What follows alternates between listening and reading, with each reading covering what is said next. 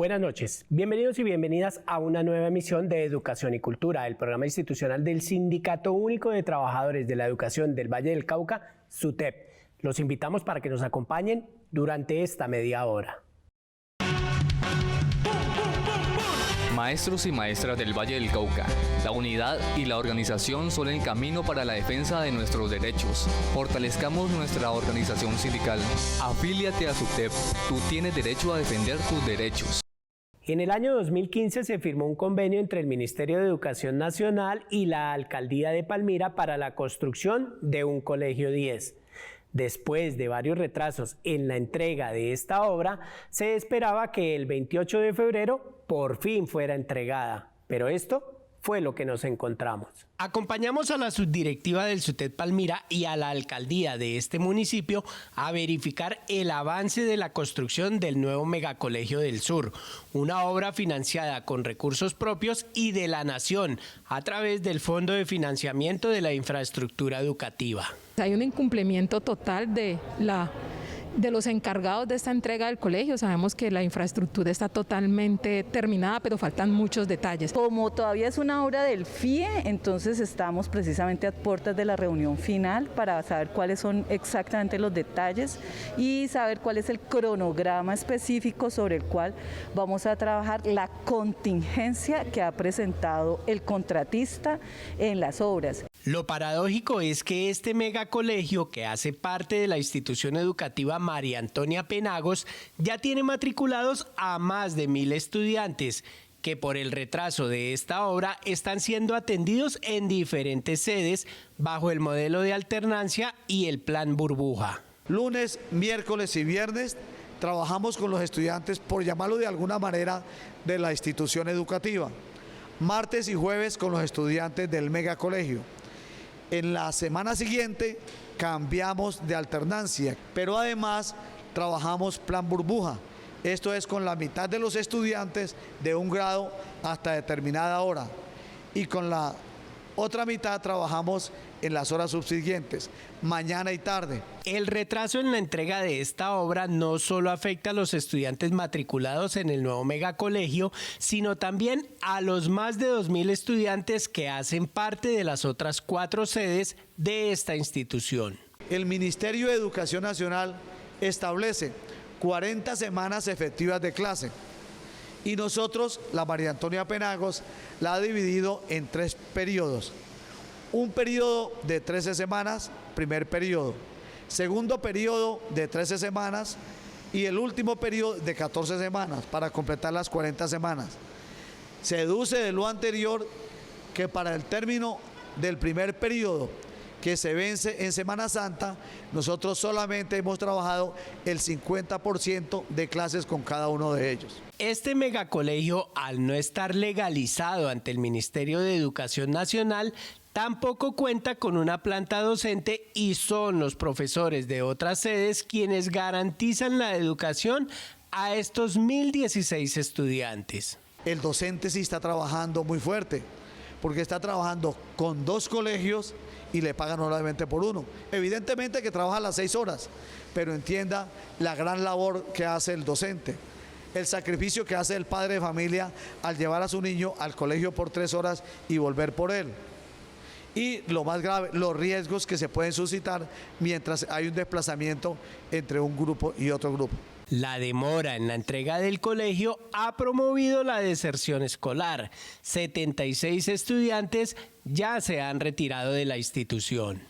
Cuanto más pienso en la práctica educativa y reconozco la responsabilidad que ella nos exige, más me convenzo de nuestro deber de luchar para que ella sea realmente respetada.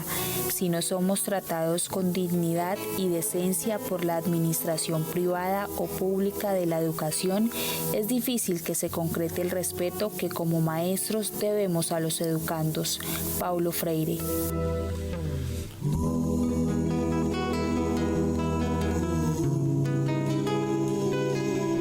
Con la participación de los secretarios de prensa y los periodistas de los sindicatos filiales AFECODE y la Central Unitaria de Trabajadores, se realizó el 7º encuentro de comunicaciones y prensa, un espacio de formación para seguir fortaleciendo la lucha sindical desde la comunicación.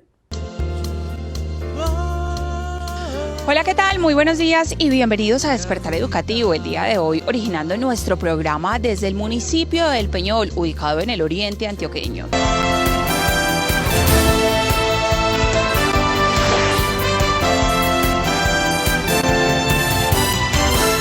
Hola, buenos días, bienvenidos al programa de la educación en el departamento de Caldas Aula Abierta, un programa creado y dirigido por Educadores Unidos de Caldas Educal. Estos son algunos de los programas de televisión con los que cuentan los sindicatos de maestros en varios departamentos del país, medios alternativos de comunicación que se han fortalecido a través de estos encuentros y que hoy son una herramienta de lucha para el movimiento sindical.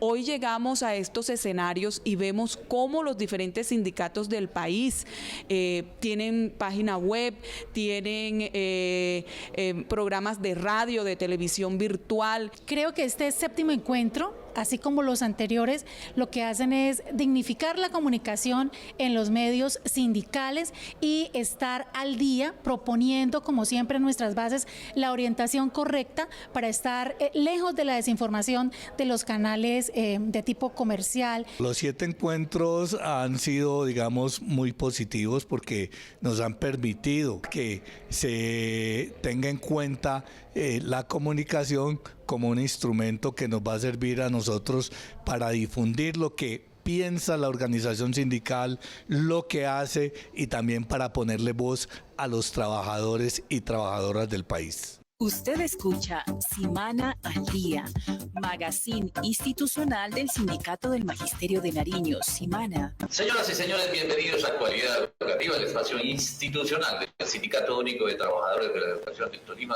Simatol. Este séptimo encuentro de comunicación contó con la participación de diferentes organizaciones sindicales, un trabajo que busca crear redes para seguir visibilizando desde diferentes medios las historias, luchas y reivindicaciones no solo de los trabajadores, sino también del movimiento social y del pueblo colombiano. Contenidos pensados para redes sociales, para distintas audiencias que entiendan las reivindicaciones de los trabajadores, del magisterio, de una manera mucho más accesible. No es solamente lo que la gente siempre dice, que paramos es por no trabajar o por pedir un dinero, no, sino que hay unas situaciones mucho más específicas que la gente no se alcanza a imaginar alrededor de nuestras entidades y de nuestras organizaciones. Nosotros como sindicatos, como organizaciones debemos mejorar estas comunicaciones para lo que comentábamos ahora, para llegar a toda la comunidad educativa, para llegar a toda la población y realmente informar con veracidad, con transparencia. Lamento mucho que la educación pública esté secuestrada por un sindicato. Aquí lo que se necesita es liberar a los hijos de los pobres de una educación con adoctrinamiento en odio. Estas campañas hacen parte de la persecución y estigmatización contra los maestros y maestras y contra la lucha que lideran en defensa de la educación pública. La mentira es su principal estrategia y la tarea de los medios de las organizaciones sindicales es comunicar con la verdad. La mejor muestra de eso es todo lo que hemos hecho en defensa de la educación pública y sin embargo la estigmatización que vienen haciendo los interesados, interesadas en que este país no cambie, como ha calado, y es precisamente porque no sabe la sociedad en su conjunto la importancia que tiene no solamente en los sindicatos, sino el sindicato de los educadores. Es fundamental hacer un esfuerzo en unificar el tema informativo para que podamos informar oportunamente y romper ese cerco mediático que nos hacen con los medios masivos de comunicaciones, donde solamente quieren mostrar situaciones que no van en relación con las actividades que nosotros realizamos. Los programas de radio y televisión, además de las redes sociales, hoy son parte fundamental de las organizaciones sindicales y al igual que la calle, son espacios de lucha y resistencia.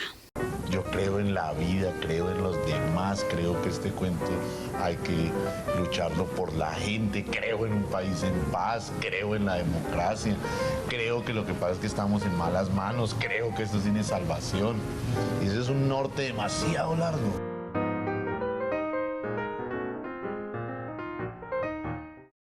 El aumento salarial de este año para los docentes, los cursos de formación de la tercera cohorte de la SDF y la prórroga de los contratos de salud son algunos de los temas de los que hablaremos con nuestro invitado de esta noche, el profesor William Velandia, presidente de FECODE.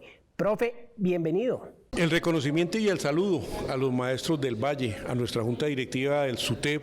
Estamos en el mes de marzo y el Gobierno Nacional no ha expedido los decretos salariales para los trabajadores y servidores públicos, incluidos los docentes. Profe, ¿cuál es la posición de FECODE frente a este tema? La posición de FECODE sigue siendo la exigencia a que se materialice el decreto de salarios y se pague, no tanto saca el decreto y no se pague con los nuevos salarios, porque es que el costo de vida está disparado y se está con el mismo salario del año pasado atendiendo una canasta que ya no la aguanta nadie. Y el llamado es a que se expidan esos actos administrativos. Nos habían dicho que había un problema técnico, yo creo que ya han pasado 2 semanas desde que nos dijeron de ese problema técnico, pues que se expidan y se materialicen, se paguen a tiempo, porque hemos hecho la tarea, seguimos cumpliendo la tarea, cumplimos el año escolar completico el año 2021 con todas las dificultades que tuvimos.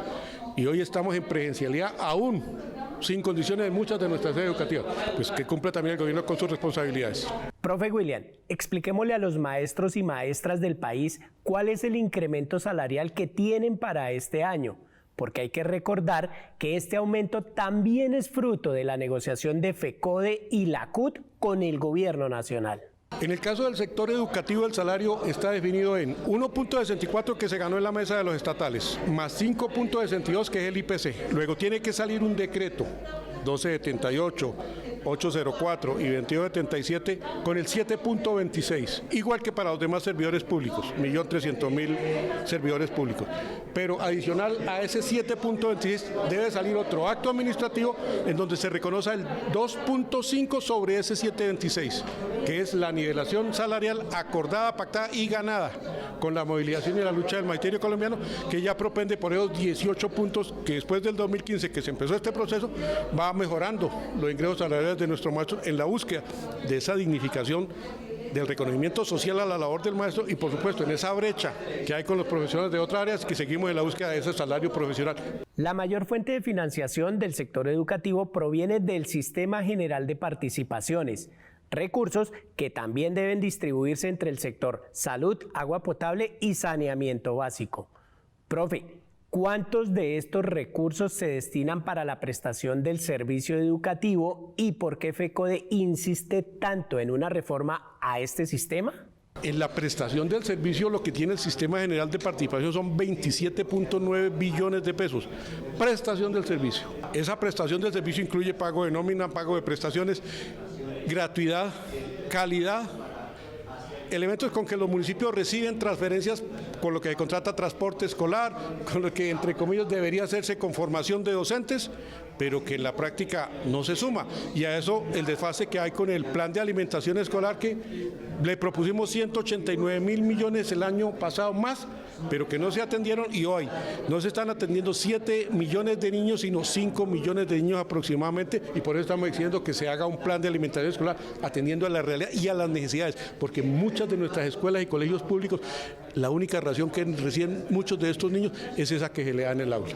Habría que meterle 1.1 billones más para garantizar la prestación de este año, y de ahí la importancia de la reforma constitucional que en un horizonte de tiempo garantice ese crecimiento sostenido y gradual, real, del Sistema General de Participaciones, porque si no, se le va a negar la educación pública a nuestra niña y juventud, que sería el acabose en una sociedad como la nuestra. Profe, pasemos a otro tema. El pasado 21 de diciembre, el Ministerio de Educación Nacional expidió el decreto que reglamenta los cursos de formación para los 8.000 docentes de la tercera cohorte de la SDF.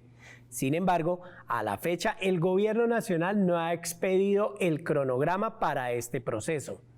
¿Qué acciones está adelantando la Federación para que el gobierno cumpla con este acuerdo? Hemos estado haciéndole la exigencia en cada una de las mesas que hemos participado, tema puntual, ¿qué pasa con el cronograma? Desde el 13 de enero empezamos esa discusión para que se materializara el cronograma. Le hemos dicho al gobierno, un decreto sin cronograma, pues un decreto cojo. Ya tiene que estar implementando todo el resto del proceso, de manera que en los tiempos de este gobierno se cumpla lo del curso de los 8.000, se tiene el presupuesto, eso nos lo han garantizado ellos, y que a la vez que se cumpla ese proceso se inicie la discusión del nuevo modelo de convocatoria para la próxima cohorte en el tema del mecanismo como se haría si es un examen escrito, si es a través de un video o bajo qué figura, mientras de manera transitoria se resuelve ese derecho de los maestros y maestras del 1278 y se discute el estatuto de la profesión docente, que es el que resuelve de fondo toda esta situación. A pesar que FECODE se opuso a la prórroga de los contratos de salud por la pésima atención médica que reciben los docentes y sus familiares por parte de estos operadores, el Gobierno Nacional y la Fiduprevisora los extendieron por 12 meses. Profe, ¿qué está exigiendo FECODE frente a este tema? El Ministerio es el fideicomitente, la Fiduprevisora es la contratante. Luego son los más obligados a que lo que se firmó se cumpla. Sin embargo, no hemos visto acciones de ni uno de estos y reclamamos del gobierno la tarea que ellos tienen que asumir para que se cumpla. Y a los prestadores que cumplan este tiempo de prórroga que nosotros nos opusimos porque el gobierno no atendió esa tarea que había que hacer urgente para nuevos pliegos, revisar el proceso y nuevos contratos. Y en consecuencia nos vimos obligados a una prórroga que no compartimos, que estamos diciendo se cumplen estos tiempos de prórroga, el contrato como está firmado, pero que a la vez en estos tiempos de prórroga se garantice el proceso de invitación pública para que a 1 de noviembre se tengan los nuevos contratos, pero con cláusulas que realmente permitan hacer efectivo, porque es que el problema está en la contratación. Ahí hay una debilidad, hay unos vacíos y por eso es que los prestadores burlan el proceso, no cumplen con el servicio y las auditorías y todo eso pues no han servido para nada. Y en consecuencia que se tengan las cláusulas jurídicas que aseguren que el que no cumpla se sanciona y no tenga derecho a patalear y que si no quiere cumplir, que se vaya. Profe William, y ya para finalizar, hagamos un balance de lo que han sido estos 2 meses de regreso a clases presenciales. No están dadas las condiciones. Lo que pasa es que uno entiende al ministerio cuando si mira desde su despacho que todo está bien arregladito, ellos se imaginan que las mismas condiciones están en la escuela y colegio. Eso no es cierto. Hoy le estamos diciendo al gobierno nacional, ustedes y nosotros vemos que no están las condiciones en las sedes educativas. Primero porque hay una deuda histórica en infraestructura. Tenemos instituciones de más de 40 años a los que no se le ha construido ni un ladrillo nuevo. Las baterías sanitarias vueltas nadas. Hay en el sector rural casi un 70% de escuelas sin agua, ni siquiera agua potable, no, sin agua. Si hablamos de conectividad, se embolataron los pesitos de la conectividad con la intención que tenían de formar parte del proceso educativo. Hoy no tenemos condiciones. El año pasado hablaron de 650.000 millones para protocolos, que eso no alcanza para 43.000 sedes en nada, y para este año no hay un solo peso. Y seguimos sin agua, seguimos sin baterías sanitarias y seguimos exigiendo al gobierno en el acuerdo que vamos a la presencialidad. Pero hay unas mesas que tienen que adelantarse para que los gobiernos escolares revisen las condiciones. Si no están las condiciones, se adelanten planes, se saquen los pesitos que eso demanda y se garanticen las condiciones de bioseguridad, porque para nosotros es fundamental la presencialidad, pero con condiciones, porque hoy la escuela es otra.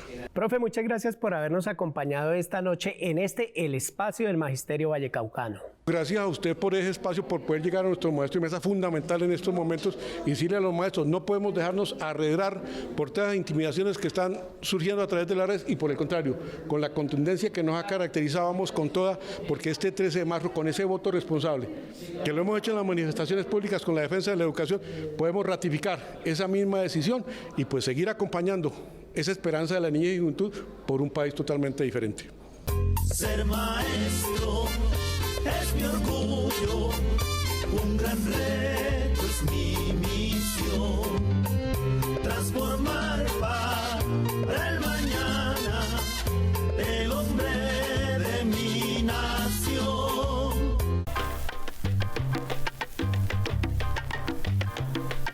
La inconformidad de nosotros como subdirectiva SUTE a nivel municipal y departamental son las quejas que la comunidad educativa viene presentando desde el comienzo de año lectivo, desde finales de enero, que es con la situación del programa de alimentación escolar PAE. Siguen todavía en algunas sedes e instituciones mandando esa alimentación sin los requisitos necesarios en la protección, en algunos alimentos perecederos ya malos, vencidos, todavía siguen mandando la leche y los pastelitos pequeños, mucho dulce, que se ha colocado la queja, recogido evidencias y de parte de la Secretaría de Educación Departamental no ha hecho ninguna veeduría o seguimiento.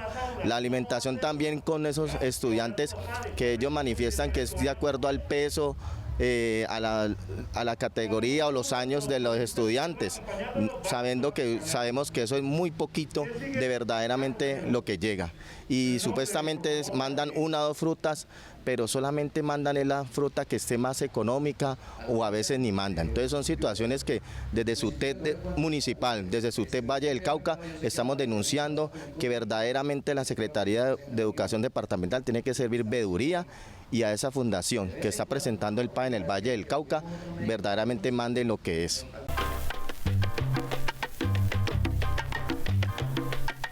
La pésima infraestructura del Centro de Desarrollo Infantil El Paraíso, ubicado en el barrio Potrero Grande del oriente de la ciudad de Cali, tiene a más de 500 niños y niñas menores de 5 años sin educación inicial ni alimentación. Este es el estado en el que se encuentra el CDI del barrio Potrero Grande del oriente de la ciudad, un espacio que debe garantizar la educación inicial, el cuidado y la nutrición a niños y niñas menores de 5 años que se encuentran en alto grado de vulnerabilidad. Esta obra, como algunas otras, viene presentando problemas estructurales donde las paredes se están rajando, el cielo raso se está cayendo, el piso se está abriendo, entonces hay un daño estructural que si no se arregla a tiempo puede colapsar la estructura. En estos momentos no estamos recibiendo atención como tal, presencial ni virtual. Presencial pues por las obvias razones de que la infraestructura del CDI está demasiado gravemente pues deteriorada. No se puede pasar por ciertos espacios, cuando llueve toda el agua entra, es como si lloviera más adentro que afuera, todo se está cayendo, las paredes súper agrietadas. Este Centro de Desarrollo Infantil está a cargo del ICBF y el operador es la Caja de Compensación Familiar Confandi. Las madres y padres de familia denunciaron que hoy no se está garantizando la atención presencial y la alimentación se ha venido reduciendo. De mitad de año para acá, o creo que el paro para acá, se nos ha mermado en absoluto, ya no recibimos la misma ración. Hasta diciembre que nos dieron. De enero para acá, si Dios quiere, hoy vamos a recibir una bienestarina, que me parece el colmo. Tenemos al ICBF, quien genera los recursos, y a Confandi, que es el operador, pero ninguno está definiendo cómo se va a hacer porque entre ellos se tiran la pelota, no hay responsables ahora. La no atención de los más de 500 niños y niñas de este sector ha empeorado las condiciones económicas para estas familias que en su mayoría son desplazados y víctimas de la violencia. Los papás tienen que trabajar al día a día y lo que se están haciendo es para que alguien, un vecino, en los mayores de los casos, pues un familiar o si no el vecino desconocido, le cuida a su niño o su niña, dejándolo en un estado de vulnerabilidad muy alto. Muchas no estamos trabajando. En mi caso yo renuncié al trabajo que tenía precisamente porque no tenía quien me cuidara a mi hija.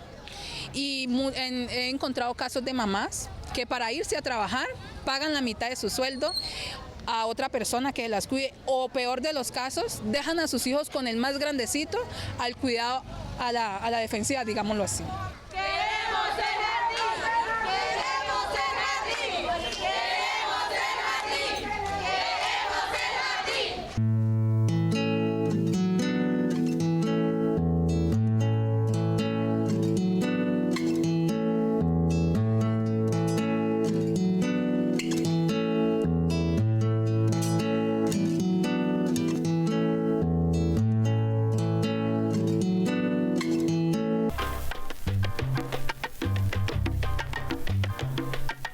El retorno ha sido de un 100% en todas las instituciones del municipio, pero hemos tenido un problema y es con la parte del aseo. No tenemos el personal suficiente, tenemos sedes muy grandes, tenemos sedes con gran cantidad de estudiantes y los maestros son los que prácticamente se están viendo obligados a hacer ese aseo, cuando hubo un compromiso de Secretaría de Educación Departamental de que ellos cubrían estas necesidades. Es necesario que la Secretaría de Educación Departamental se apropie del municipio de Candelaria con los recursos que se ha prometido del Ministerio de Educación Nacional. En el municipio de Candelaria se adelanta la construcción de 2 instituciones educativas que contarían con una nueva planta docente aprobada por el Ministerio de Educación Nacional. Sin embargo, otra parece ser la decisión de la Secretaría de Educación Departamental. Tenemos una situación muy particular y es que estamos enterados que desde el Ministerio se había aprobado una planta de cargos. La Secretaría de Educación Departamental inició relaciones técnicas en el municipio el lunes mes pasado, aduciendo de que los maestros que de pronto vayan quedando de las otras instituciones son los que se van a ubicar. La pregunta es, si ya había de pronto una aprobación del Ministerio de Educación, ¿por qué se está haciendo esta medida así?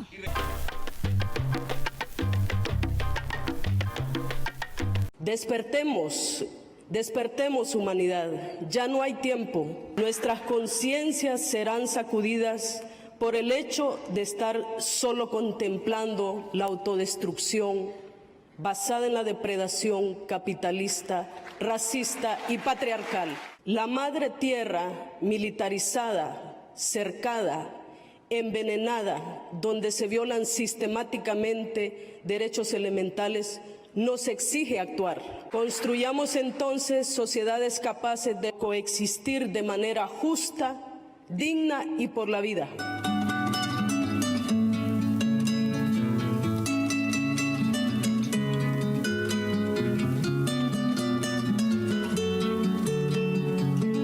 Estudiantes de la sede central y la sede Gaitán de la Institución Educativa Técnica Industrial Pedro Antonio Molina de la ciudad de Cali se tomaron pacíficamente estas dos sedes exigiendo condiciones dignas para estudiar. La pésima infraestructura de estas sedes y el hacinamiento en los salones de clase fueron uno de los motivos principales para que los estudiantes realizaran una toma pacífica y se negaran a recibir clase. Es un promedio desde 37, 38 hasta máximo 42 estudiantes por aula. No se está cumpliendo nada, ni siquiera el metro de distanciamiento que se debe cumplir como mínimo. Los techos están que se nos caen cuando llueve.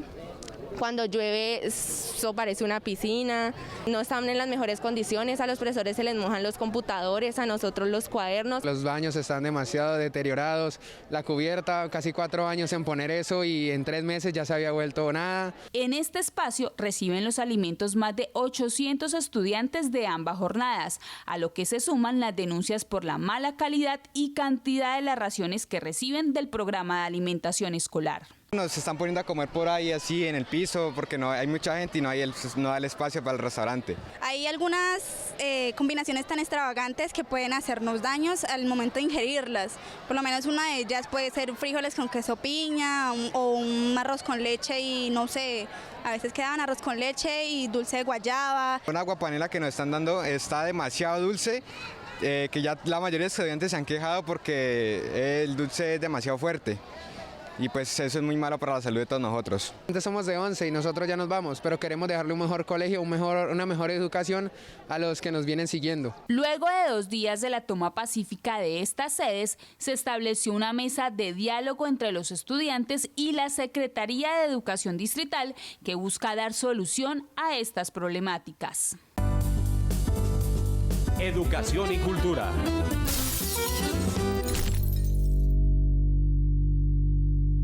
Hemos llegado al final de esta emisión de Educación y Cultura. Recuerden que pueden ver este programa por nuestras diferentes redes sociales.